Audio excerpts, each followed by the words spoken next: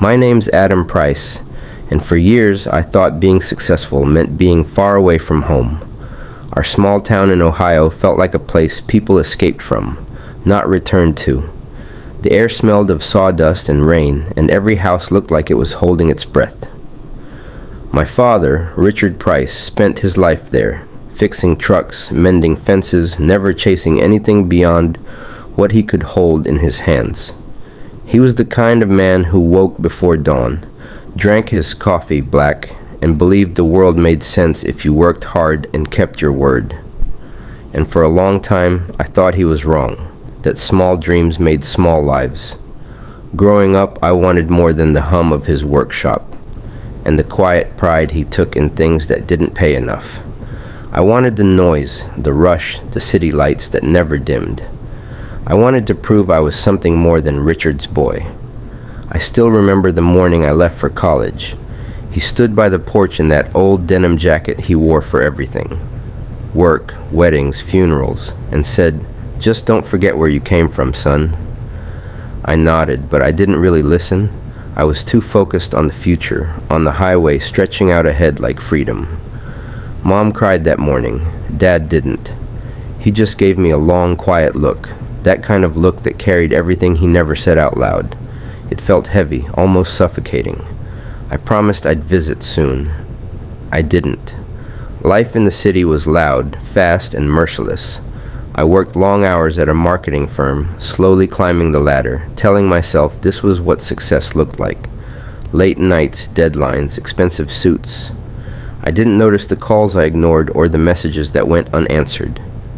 Every now and then, Dad would send something small, a handwritten note, a photo of Mom's garden, a package with homemade jerky. I'd smile, toss it aside, and tell myself I'd call him later. But later has a way of disappearing when you're chasing everything except what truly matters.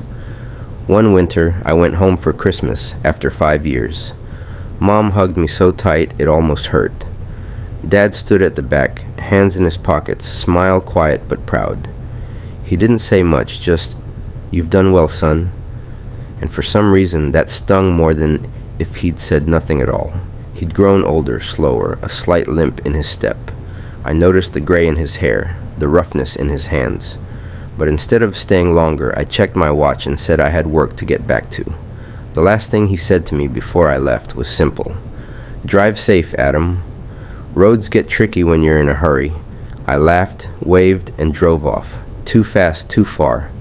If I'd known that was the last time I'd see him standing there on that porch, I might have slowed down. But I didn't. Not until it was too late. 2 years slipped by before I even noticed. I told myself I was too busy. Work promotions, deadlines, conferences. Every missed call from Mom turned into a voicemail I swore I'd listen to later. Every "you should visit soon" became a reminder that I didn't want to face the guilt I'd buried. Then one evening, as I was leaving the office late, I got a text from my mom. It was short. "Your father's been asking about you." No exclamation, no guilt trip, just quiet words that somehow hurt more than anything else could. I stared at that message for a long time. Then I typed, "No, tell him I'll call tomorrow." But tomorrow didn't come, not for him. A week passed, then another. The truth was, part of me was afraid. Afraid to hear the disappointment in his voice. Afraid he'd ask why I hadn't visited. Afraid I'd have to admit that success had made me selfish. One night I came home to find an envelope in the mail. My mom's handwriting, shaky but familiar. Inside was a photo of Dad standing in front of the old workshop, holding up a sign that said, "Still fixing things." There was no letter, no explanation, just that picture. It hit me harder than I expected.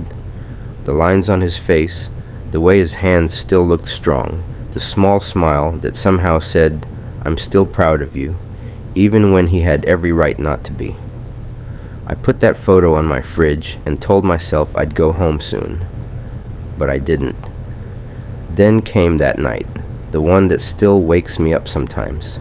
It was a Friday. I was out celebrating another project launch, laughing too loud in a room full of people who didn't know me beyond my job title. My phone buzzed in my pocket, but I ignored it. Then it buzzed again, and again. I finally pulled it out.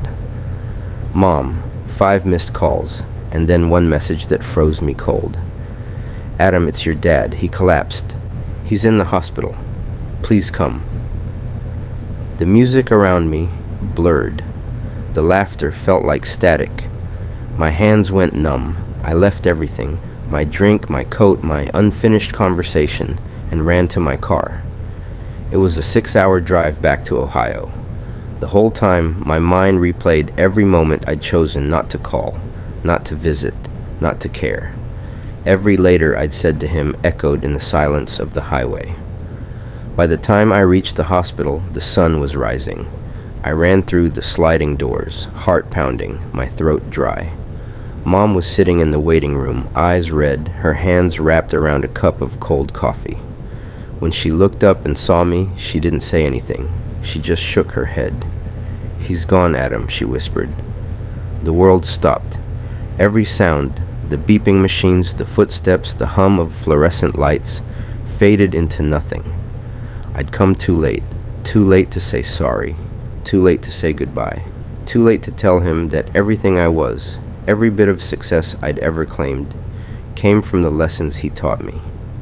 And as I stood outside that hospital room, staring at the closed door that separated me from the man I'd spent years avoiding, I finally understood what he meant when he said, "Don't forget where you came from." Because I had, and it cost me everything. The funeral came and went like a blur. I stood there in a black suit that didn't feel like mine, shaking hands with people who kept saying things like, "He was a good man, and he was proud of you." Each word felt like a nail sealing a coffin, not just around my father, but around the version of me that used to exist before success poisoned my priorities. Mom barely spoke that week. She moved through the house like a ghost, her steps slow, deliberate. Sometimes I'd catch her standing by the kitchen window, holding Dad's old mug, the one with the chip on the rim, and staring into the yard like she expected him to walk back in, wiping grease off his hands, complaining about the price of tools. I stayed longer than I planned. Part of me didn't want to leave. Part of me couldn't bear to stay. The first night after the funeral, I couldn't sleep. The house creaked with memories. Every sound pulled me back. The ticking clock, the hum of the refrigerator, the faint scent of motor oil that still clung to his jacket, hanging by the door. At 2 a.m., I found myself wandering into Dad's old workshop. It hadn't changed. The same cluttered shelves, the same half-finished projects, the same smell of sawdust and oil that used to cling to his skin. A thick layer of dust coated everything. But on the workbench sat a wooden frame, unfinished, half-carved. Next to it lay a folded note with my name written on it. My breath caught. I unfolded it with trembling hands. "Adam, thought you might want this one day. Never got around to finishing it. You always did rush ahead before seeing things through. I hope you take your time with this one. Love, Dad." I sank onto the stool, the letter shaking in my hand. He knew. He always knew. I stared at the frame, rough edges, uneven lines, a small crack running through one corner. It wasn't perfect, but it was his, and now it was mine. I ran my fingers over the wood, feeling every cut, every imperfection. My throat burned. I wanted to scream, to cry, to tell him I was sorry for every call I didn't return, every visit I postponed, every time I told him soon. But the workshop was silent. The only sound was my heartbeat echoing against the walls. Over the next few days, I started helping Mom around the house, fixing small things, cleaning the gutters, repainting the porch he'd built decades ago.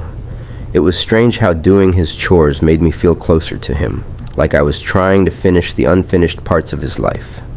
One morning, I found Mom sitting at the kitchen table with a box of old photos. She didn't look up when I sat beside her. She just pushed the box toward me. "He'd been saving these for you," she said quietly. Inside were pictures of me as a kid, holding a wrench beside him in the garage, wearing oversized goggles, covered in grease. In one photo, he was laughing while I proudly held up a crooked birdhouse. On the back, in his handwriting, it said, "He'll build something better one day." That broke me. I excused myself and went out to the backyard. The morning air was cold, crisp, and still. I looked up at the sky and whispered, "You were right, Dad. You always were." It hit me then. All the things I'd traded for success, dinners skipped, birthdays missed, and calls ignored. I'd spent years chasing promotions while the man who built my world was fading away in silence. That night, I took the unfinished frame back to my apartment in the city. I cleaned the edges, sanded the corners, and finished it, slowly, carefully, the way he would have. Inside, I placed a photo of him from that day in the workshop, his hands covered in dust, that quiet smile on his face. When I was done, I sat there in the dim light, the smell of wood fresh in the air, tears running down my cheeks. For the first time in years, I didn't feel successful. I just felt like his son again, and maybe that was what I'd been missing all along. Months passed, but the ache didn't fade. It just softened around the edges, like sea glass smoothed by time. I went back to my apartment in the city, but it didn't feel like home anymore. The skyline that once filled me with pride now looked cold and hollow. My job, the same one I'd sacrificed everything for, felt meaningless. Every meeting, every presentation, every congratulations echoed with a quiet question in my head. What did it cost me? I started spending my weekends driving back to my hometown. At first, I told myself it was to help Mom with errands, fix the leaking roof, mow the lawn, repaint the porch. But the truth was simpler. I just missed being there. Missed the creak of the floors, the smell of coffee in the morning, the feeling that somewhere in that house a part of Dad still lingered. One Sunday, Mom handed me a small wooden box. It was one of Dad's. Inside was a stack of old letters, each addressed to me, but never sent. My hands shook as I opened the first one. "Hey kid, heard you got that big promotion. Knew you would. Your mom says you're too busy to visit. Don't worry, I get it. Just remember to take care of yourself, and don't forget to eat breakfast." The next one was dated a year later. "Garage is quiet without you. That old project of yours is still sitting half done on the bench. I can't bring myself to finish it. Figured it should stay yours." And another. "Your mom says you might visit next month. Hope so. Got a new fishing rod. Thought maybe we'd try it out together like old times." He'd kept writing even when I stopped replying. Letter after letter. A father reaching across silence, trying to stay connected. By the time I reached the last one, my tears had soaked the paper. It was dated 3 weeks before he died. If you ever read this, I just want you to know I was never mad. Life pulls us in different directions. I get it. Just don't let it pull you too far from the people who love you. You're my greatest pride, Adam. Always have been. That was the moment I broke. Not from anger, not even from regret, but from love. Because even after all my neglect, all my excuses, he'd still love me without measure. That night, I told Mom I wanted to do something, not just to honor him, but to make things right. She didn't say anything, just squeezed my hand and nodded. Over the next few months, I used what I'd earned, the money that once felt like my success, to open something in his name. Ward's Workshop, a small community space where kids could learn carpentry, repair bikes, and build things with their hands, the way my dad had taught me. The first day it opened, I stood in that same kind of sawdust-filled air I'd grown up in. The sound of laughter, of hammers tapping, of creation, it all felt like him. I hung his old wrench above the door with a small plaque beneath it that read, "For the man who built more than things, he built a life worth remembering." Every time I walk in, I feel him there, not as a ghost haunting me, but as a presence guiding me. His lessons live in the smell of wood, in the sound of laughter, in every kid who walks through that door and learns the pride of building something real. One evening after closing, I stood outside watching the sunset bleed across the horizon, the same kind of sky I'd grown up under.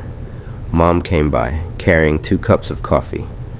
"Your dad would have loved this," she said softly. I smiled, my throat tight. "I know." We stood there in silence for a while, the kind of silence that doesn't hurt anymore, the kind that heals.